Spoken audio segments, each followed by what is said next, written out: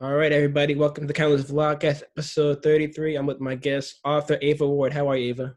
I'm great. How are you doing, Justin? I'm doing well. So tell us a little about Awesome. yourself. My name's Ava Ward. I also write under the name Jean Carlson, which you'll see on the screen there.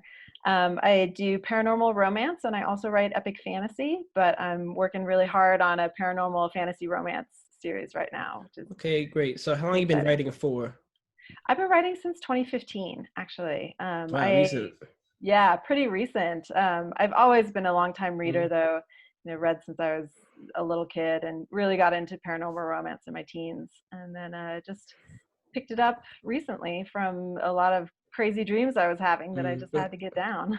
So what inspired you to start writing? What was that like um, first inkling to like write? I've always loved fantasy romance Mm. stories and epic fantasy stories. And so I kind of had that in the back of my mind ever since I was young. But I actually started writing for stress relief. Mm. I used to be in medicine and, super long days and lots of stress Mm. interacting with insurance companies and stuff like that. And so I was doing it on my off hours, just like writing down these amazing dreams that I have that were very like cinematic, and just started turning into books. So I was like, Oh, okay, wait. let's roll with So it. how did you find your genre of writing? Was it like something you like started reading, or something you just like discovered as you like going along as you're writing? Yeah, I've always loved both genres. The genre I'm writing in right now, the paranormal romance, I've been reading that since I was a teenager, and I've just, devoured books in that genre over and over and over again, and love the characters, love the world settings, fae, vampires, dragon shifters, all that kind of stuff. So it was kind of a natural fit for me to just move into that. Mm. Okay, so talk about your progress as a writer from like 2015 to like now. Yeah, so it was not always as smooth as it is Mm. now. I started off writing epic fantasy, and actually, I have a whole series that is never going to see the light of Mm. day. That's like, three full epic fantasy books, just because I didn't know what I was doing yet Mm. as a writer, and had to really find my voice and kind of muddle through it. And I got into indie publishing in 2016. That was when I published my first series, and then under the name Jean Carlson, Mm. and then recently started publishing all of the Ava Ward romance stuff, and it's been going really well. It's super exciting, and I just, it's been quite the journey. I've been an Mm. indie author the whole time. I never actually really looked into the traditional publishing realm because I saw a lot of really unhappy Mm. people in that world, and I just was like, no, I want to go do my own thing, Yeah, make it that's happen. great though. Like, a lot of people like want to chase the money at first too, but you like Yeah, when you start in love with the books and like your words too, and people like start in love with your stories too. Like that's when you like really like know it's like really yeah, special too. So how did you find yeah. the name Ava Ward? How did you discover that like surname for like your authorship? I was looking at a lot of different Mm. names just to, see kind of what sounded kind of fun and edgy for Mm. paranormal romance, and just came up with that after, a couple looks online and talks with my husband and stuff, and it seems to fit nicely. So Mm. yeah, it works. So what's your style and your genre? How do you like separate yourself from other authors, and like what do you think think about yourself? Like what makes you stand out from your You personal know, since I came from writing epic fantasy, I love getting into really deep character development and world building. And that's something I don't see a lot in paranormal romance books. It's more in fantasy romance Mm. books, but like my series are really, they have that epic feel. So like people can really dig into the characters and get to know these people. And, there's conflicts with, bad guys for the end, big Mm. bad evils kind of thing. But it's not as detailed as the epic fantasy worlds, but it is like a lot for people to really dive into. And I think my readers really enjoy that they get Mm. a bit more story, they get a bit more background, they get a bit more world building. And it's very satisfying for a lot of people to just have something a little more to chew on than your kind of classic, shapeshifter, bare chested Mm. romance. So, with your process of writing, like, do you look at a blank sheet? Do you write a little bit every day? Do you like a brainstorm? How does that? What's your process like for you? I go back and forth. Generally, I kind of have a idea, usually from a dream that I'll sketch out real fast the moment I wake up, so I don't lose it. And then, if it seems intriguing to me, like if I'm like, oh, this is interesting, like who are these people? What kind of world do they live Mm. in? I'll start writing on it for a little while. So I sort of do the, right by the seat of your pants thing at Yeah. first, and go for, a couple chapters until I sort of see how the story is fleshing out. And then I will take a step back and look at the whole thing and go, okay, now what is this world really? What do these characters really want out of life? And start plotting from that point forward. And so I'll come up with a document that has the whole overarching plot line for, a 3-book series or a 6-book series or something like that. And then I'll start, going back and filling it all in. And that's where the fun of the magic really comes alive. Right. So with the recent book, is this part of a series or part of like a upcoming series? Yeah, so the series I have out right now for Ava Ward is the Royal Dragon Shifters of Morocco series, and that's going to be 9 books total. And I've got 7 of them out already, and books 8 and 9 will be coming over this summer, wrapping up by September probably. So the first book of that series is called Royal Dragon Bind, and those are out in paperback and on Amazon and ebook. Okay, so what inspired that first book, and what made you want to turn to a series? I had this really cool idea that actually my husband and I fleshed out on a walk. We go for these really long walks and we talk about all kinds of stuff. And it was this idea of this woman who comes into a parallel world fantasy realm. So it's like a fae realm that's adjacent to our world, but it's not exactly the same, but they're like influences. So the cities are similar and the architecture is similar, but there's like magic there and fae creatures. And so the story takes place actually at the Palace of Versailles near Paris, but it's in what's called the Twilight Realm. So it's like this near universe to ours that's influenced back and forth. So do you have any influences in terms of like writers and authors that you like read and then like inspire you to write? Or you just like with your writing, or you just like have like I guess like a blank slate of your own ideas, or you just like combine both? I think there are authors that I've read over the years that just, they struck me and I really loved the way they wrote. So I think those have influenced me. Like one of them was Anne Rice with her Vampire Chronicles series, and another was actually Laurel K. Hamilton. She's got this dark fantasy vampire shapeshifter series where the main character is actually like this kind of badass necromancer lady. And those books influenced me just because the tone of their writing was so beautiful, and lots of description, but also really deep character development, which I love. I love getting into all the juicy relationship building aspects. So in terms of your readership, what's been like the feedback from your series? Have there been people have like a favorite character, favorite part of the series? What's been like the feedback? Have you found like differentiating like ideals with that? Yeah, actually the feedback has been really good on the series, and that's been bolstering for me because I wasn't exactly sure how it was going to go at first. It's a reverse harem romance. So it's got the one main central female character, and then she builds like this harem of, sexy dragon shifter guys over the course of the whole book, or the whole series rather. And, as I got into it, I sort of found that I was really enjoying writing some of the peripheral characters more. And one of her love interests that's not in the first book as much, but he makes a huge appearance in the second book. He's a crystal dragon shifter. He has actually become the favorite character of a lot of my readers. And actually, he's kind of my favorite character too. So it was fun to see that develop over the course of the novel. I was like, this guy is really like friendly and approachable and lovable. And, it was awesome.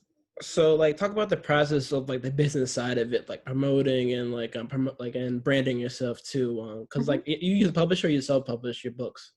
I'm self-published. I do all of it myself, and I hire people to do proofreading, covers, and all that kind of stuff for me, and some publicity things.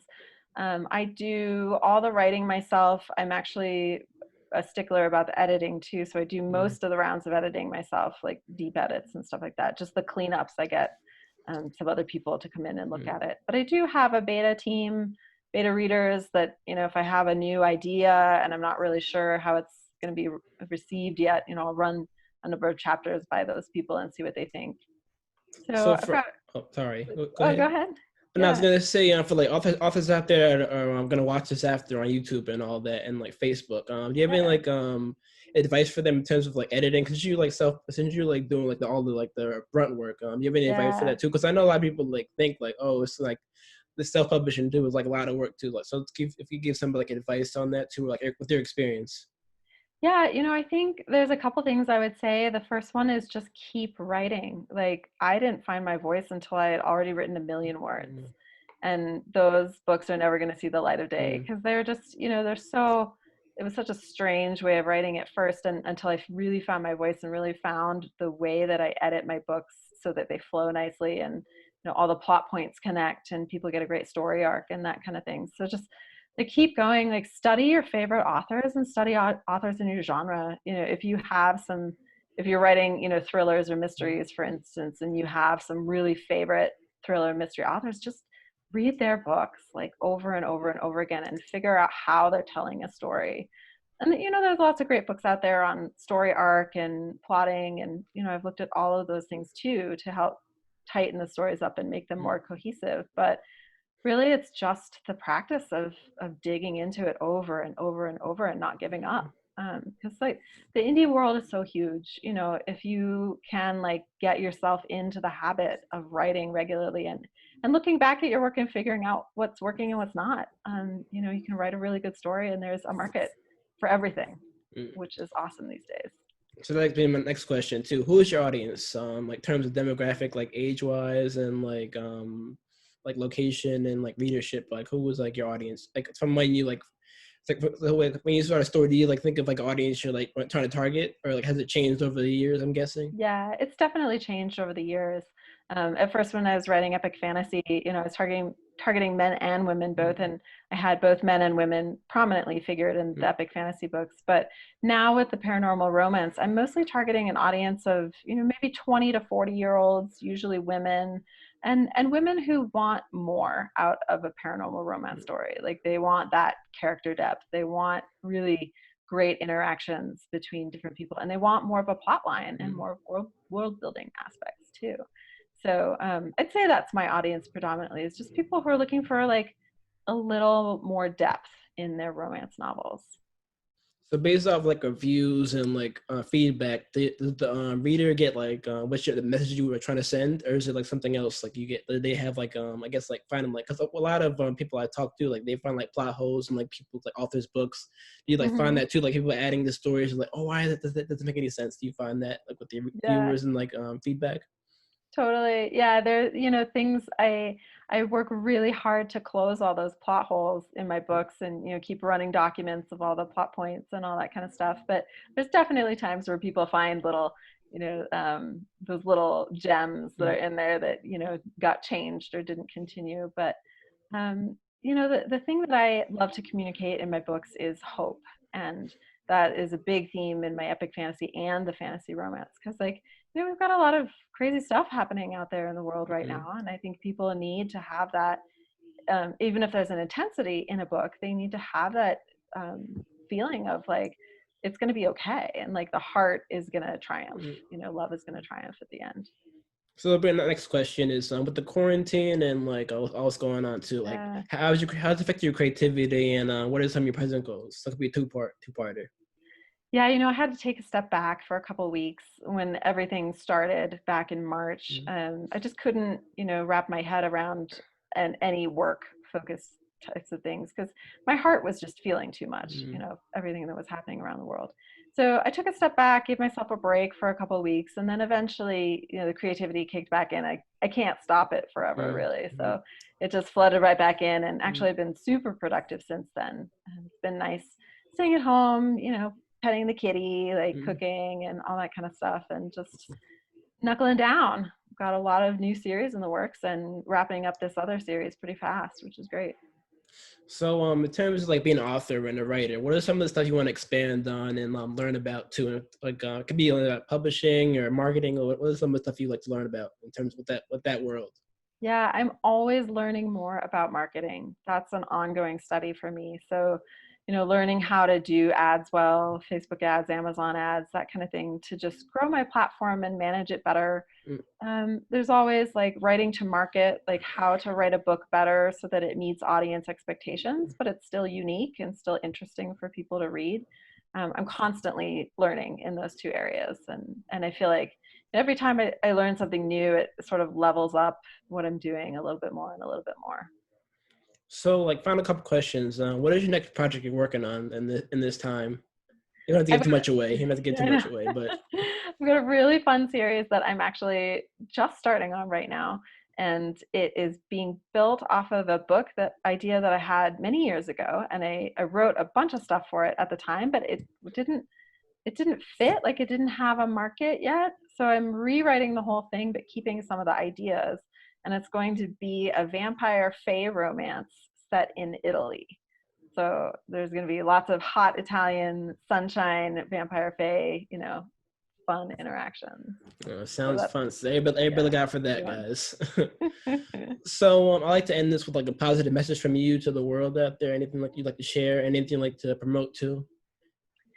Yeah, I'd just say like everybody taking care of themselves right now, I think is a really big deal. And keeping hope, like doing what you can to stay positive. Like I know that's a big part of my daily life so that I can actually continue bringing light to the world and not, just delve into the darkness of a lot of stuff that's being unearthed right now. So I think that's what I try to communicate in my books and with my series, and that's how I try to live personally and just, keep on bringing the good, like bringing the heart for everybody so that we can all, get through this and enjoy a better life, hopefully in the future. Okay, great. So where can people find you? You have a website, and what are your tags on social Yeah. media? People can find you. Yeah, so my website is just avawardromance.com, and people can find my books on Amazon, and you can just search for Ava Ward again on Amazon. My Facebook page is the same, Ava Ward Romance, and I can also be found on BookBub. So if people are on BookBub, they can go ahead and look me up there. Okay, thank you, Ava, for coming on, talking about your books and your Yeah, thanks so experience. much, Also, Justin. Jean, sorry, Yeah, Jean no slash problem. Ava. Either one. All right, thank you guys for watching out there. It's been episode 33 of Countless Vlogcast with my guest, Ava Ward, author. Thank you for watching, and thank you, Ava, for coming on. Hope you have a Yeah, great thanks, day. guys. All right.